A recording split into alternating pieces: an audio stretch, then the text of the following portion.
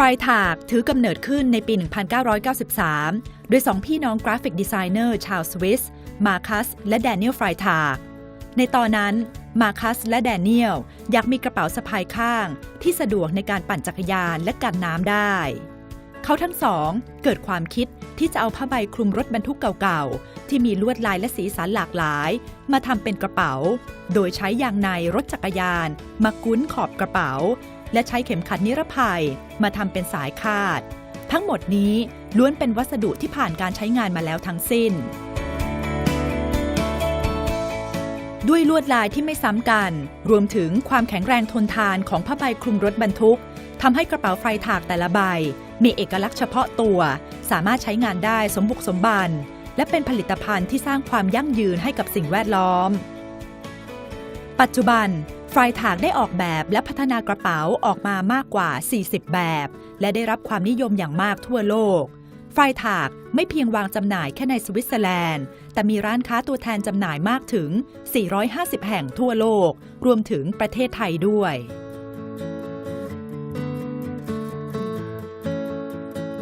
So Marcus, you couldn't find a bag with the qualities that you want, and that's why you created one of your own. That's how it all started, right? Right. What happened? Yeah, it was the personal need for a strong waterproof messenger bag, and they haven't been available at this time in Switzerland. As we always did, we thought, okay, we just do it by ourselves, my brother and me, and that's how we started. So what did you do 20 years back? You just ran after trucks and then say, hey, give me some of your tarps, I'll cut them into bags. Yeah, maybe that's interesting. If you compare to today, you would start to Google, where can I get some fabric which is strong and waterproof? But at this time there was no World Wide Web. So that's why we've been looking out of the kitchen window, and we saw on the freeway in the city the trucks passing by, and that was inspiring us. So we thought, okay, let's cut this truck into pieces and turn them into sustainable bags. So we went to a trucking company and we got the first piece of tarp and we made the first prototype. And you what? Cut the bag yourself? Sew them yourself? Yeah, I brought this piece of tarp 5 floors up to my apartment.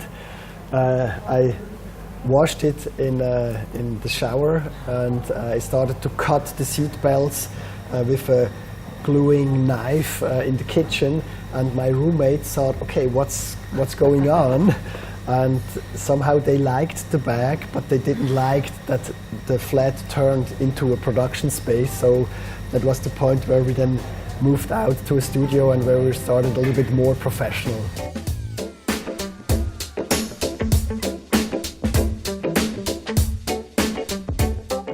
What about the design? How did you come up with the first design? Yeah, it was just like a drawing. I thought it should be big like that, and maybe it should be extendable, because at this time as graphic designer you have some papers to transport. So we made a bag which was extendable. You could double the size, and it's still in the collection, so it's the first and still most iconic bag with it. It's the model called F13 Topcat.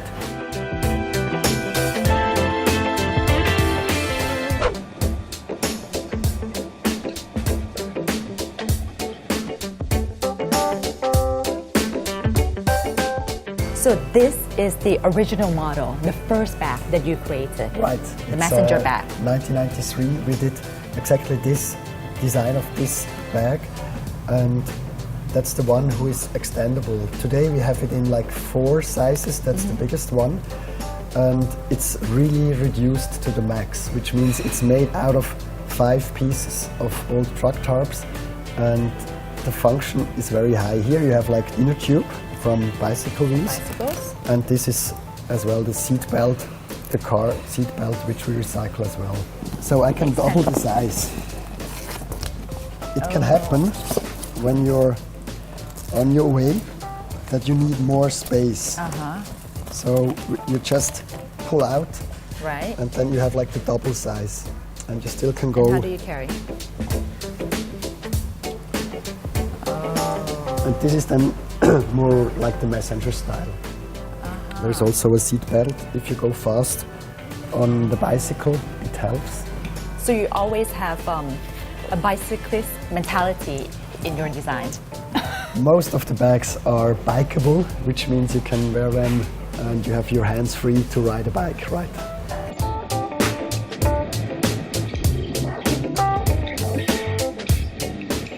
And all your bags are water repellent. Yes, that comes with the fabric and pretty strong and water repellent. I can just throw this into the river. No, And then the because thing it will is I would not get be wet. open here. So, but you can ride your bike when it's raining. So that's this means water repellent. But in the end, it's not completely 100% waterproof. No. And this bag is put into the Museum of Modern Art in New York as Right. well. How did that come about? There has to be a donator who donates a bag to the design collection of the MoMA. And I think there was one person who was also doing the first book about FREITAG.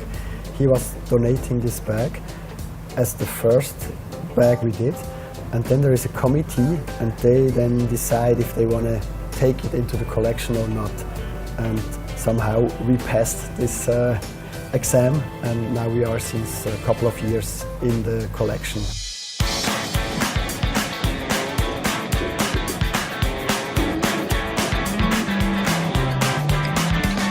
So once you have the first bag, you started using it and then people like it and ask you for it, or what happened after that?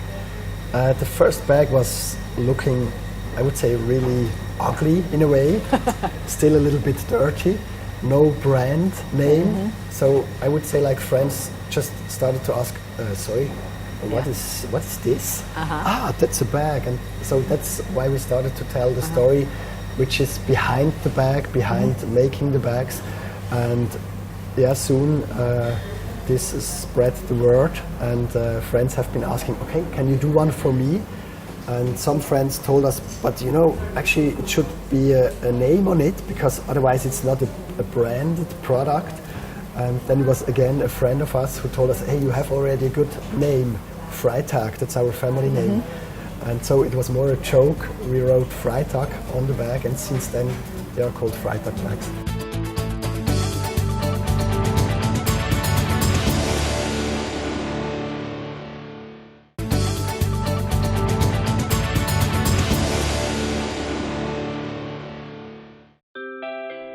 จากจุดเริ่มต้นที่ต้องการผลิตกระเป๋าเพื่อตอบสนองความต้องการของตัวเองปัจจุบันFREITAGได้พัฒนาเป็นระดับอุตสาหกรรมมีโรงงานผลิตขนาดใหญ่ที่ทำแทบทุกกระบวนการด้วยตัวเองเพื่อให้กระเป๋าทุกใบเป็นกระเป๋าที่มีเพียงหนึ่งเดียวในโลก Did you plan to make it into a business back then? No, as a creative person, you always like to start something new. So the production still is really challenging. It's challenging to get enough old truck tarps. You never know how many you can get, what is the price, where you can get it. So it's limited.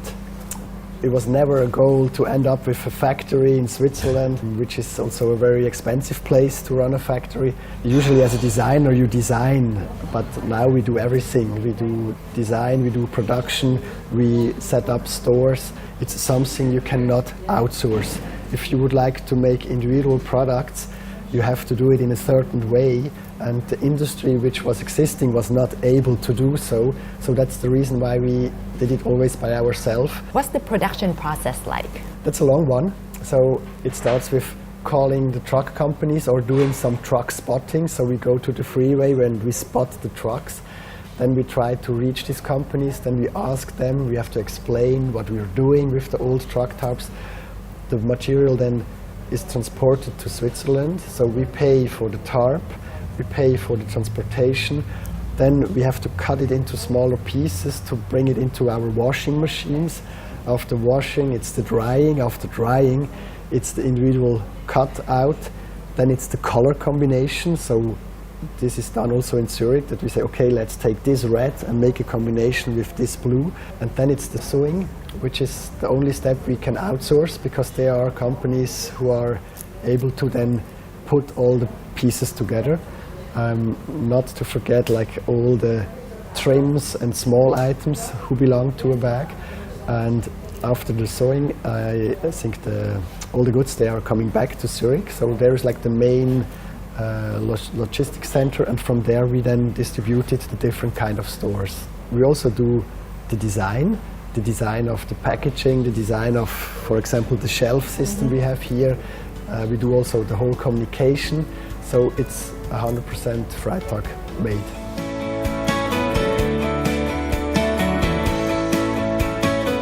You said you have to do everything yourself, so you cannot outsource it. Which part of the process is that difficult? I think it's the individual cut. The trucks are looking different, and you have to know the shape of the bag, and you have to look to the piece of truck tarp, and you have to make the best out of it. And I think this is really difficult to tell someone else, maybe far away from where we develop the products. You really have to teach to the people who are joining our company. So they are still designers, even if it's kind of a production job that was not existing before. People who make individual products every day. So we have to teach them how to do what we like, what we don't like, and this is our soft skills, and soft skills are really difficult to outsource. Do you choose which type of tarps you want yourself every time, the design, the colors? No, today we have a big team doing this bag designs, but we still teach them. We let them know what we like, which kind of color combination we think would work, which color combination is working not so good, and we have a lot of feedback from the sales channels, so we also know what people like or don't like, and then we try to bring this into the production to make not bags who then don't sell. So how old must the tarps be? I would say a good truck tarp should be at least on the street for a couple of years.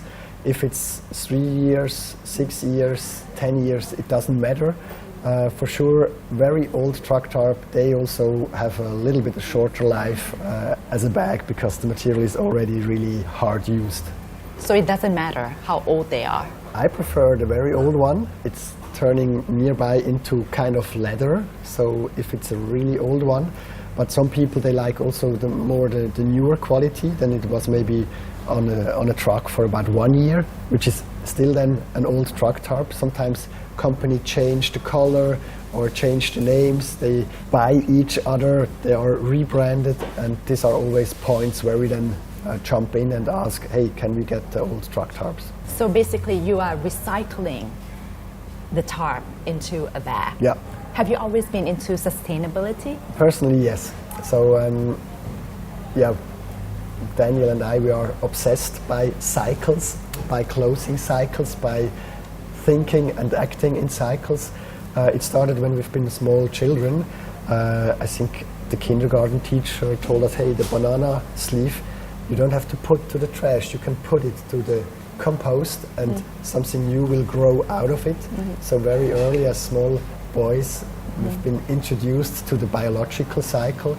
A little later we started to collect old metal pieces, parts of bicycles on the street, and we built out of this recycled metal trash new products. So there was another cycle, the technical cycle, and I think this is something which is really inspiring us, working with reused material, with resources who are already there, and to give them a next life. Your products, since they become so popular, so you need all the materials to produce them, are you pulling these materials out of their life cycles and therefore defeat the purpose of sustainability? Yeah. I don't think so. So it would be too expensive to get the recycled truck tarps if they are not really on a point that they change it. Therefore, I think it's not possible. So I would say it's limited.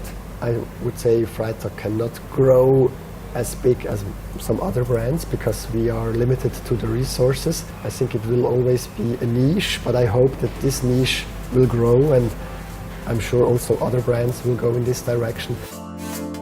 แม้จะเป็นงานที่ทำจากวัสดุใช้แล้วแต่FREITAGสามารถสร้างมูลค่าของกระเป๋าได้ในราคาที่สูงโดยราคาของกระเป๋าจะอยู่ที่ประมาณ 3,000 กว่าบาทไปจนถึงราคา 10,000 กว่าบาท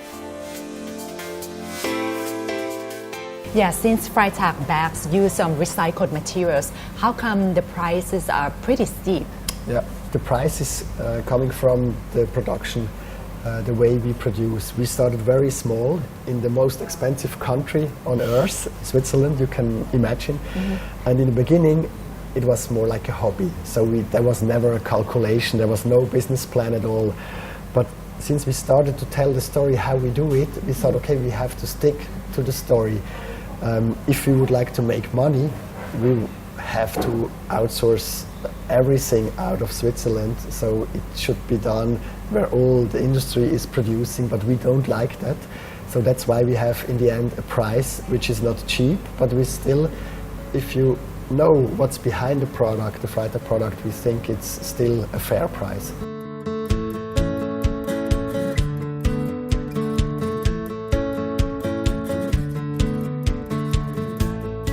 Who are your main customers?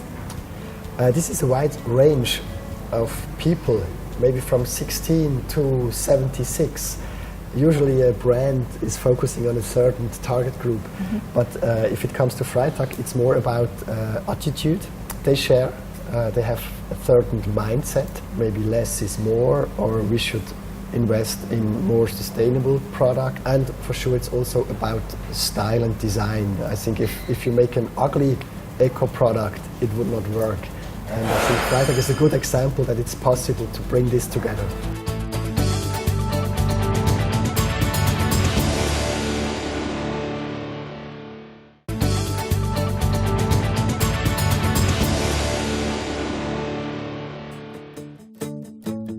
สิ่งหนึ่งที่มีชื่อเสียงไม่แพ้ความเก๋ไก๋ของกระเป๋าคือร้านของFREITAGที่เมืองซูริกประเทศสวิตเซอร์แลนด์ซึ่งมีโครงสร้างแปลกตาด้วยการนำเอาตู้คอนเทนเนอร์เก่าๆมาเรียงต่อกันขึ้นไปแถมข้างในร้านยังมีการจัดวางสินค้าเป็นลักษณะลิ้นชักที่มีภาพกระเป๋าอยู่ข้างหน้าลูกค้าสนใจกระเป๋าใบไหนก็สามารถดึงเอากระเป๋าที่อยู่ข้างในออกมาดูได้ Your shop in Switzerland has become more or less a tourist destination. Why do you think people like it? I think it's a very iconic building. It's a building who also tells a story, like the product in the shop. If you come from far, you see these rusty containers, and it's a building made out of old containers. So it's also about recycling or recontextualization. So I think the store really tells the story of FREITAG. Before you enter the store, on the other side you can climb up and you can go on the top floor. There you have like a big binocular where you can watch down to the freeway and you can spot the trucks. And then for sure it's the biggest collection of FREITAG bag you can get there. And yeah, it's really nice because before people have been traveling to Europe, they went to Milan or to Paris to buy their bags. Now they come to Zurich to buy FREITAG. So it's a little bit the center, the epicenter of FREITAG. Why do you have to come up with the shelf system?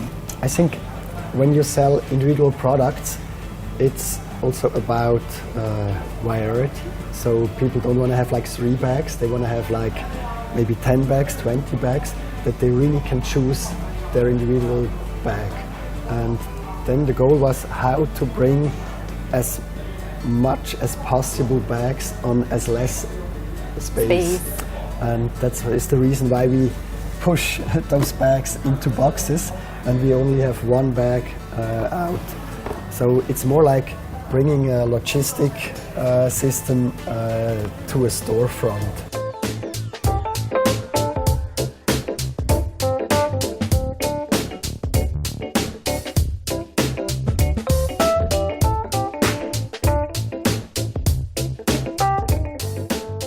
If you would describe FREITAG as a person, how would you describe it? This person is individual, like every person. This person strong. This person takes care about the environment. This person has different moods, different colors. It has a strong character.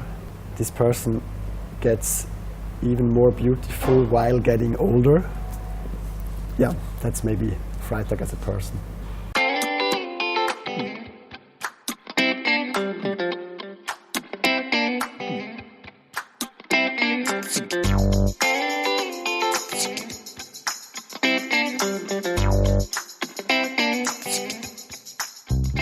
as a fashion brand, for fashion, sometimes brands just come and go. Yeah. How do you ensure that FREITAG would be sustainable in the long run?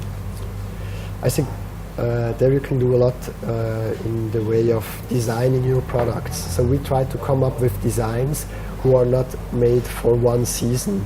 It's not easy, but I think it's possible to find styles who can become a classic. It's maybe a little bit more easy within accessories. So if you go to other companies who are maybe existing since 150 years, they have some iconic products in their collection. And this is what we do as well. We try to find out which are the iconic products of FREITAG, and then we really take care about them to look that they are never out of fashion. On the other hand, it's also coming up with innovations all the time to renew the brand. This is another strategy. What's the plan for the future? There are a lot of plans. I would say like the bags, there's still a lot of potential, new shapes, new functions, new styles. This is one side. On the other hand, we developed a new material. What I'm wearing here is fabric. It's a FREITAG fabric. It's made from fibers who can grow in Europe and who are produced in Europe and who are biodegradable, so there's no poison within this fabric. And this is the second material we thought we should have beside the recycled plastic truck tarps, a second material which you can care in this biological cycle.